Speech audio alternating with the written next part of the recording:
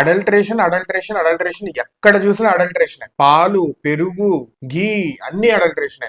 అన్నింటికంటే ఘోరం భారతదేశంలో పన్నీర్ అనేది ఎక్కువ పర్సెంటేజ్ అలిటరేషన్. అయితే హైదరాబాద్ ఫుడ్ సేఫ్టీ వాళ్ళు రైడ్స్ చేశారు డిఫరెంట్ చోట్ల.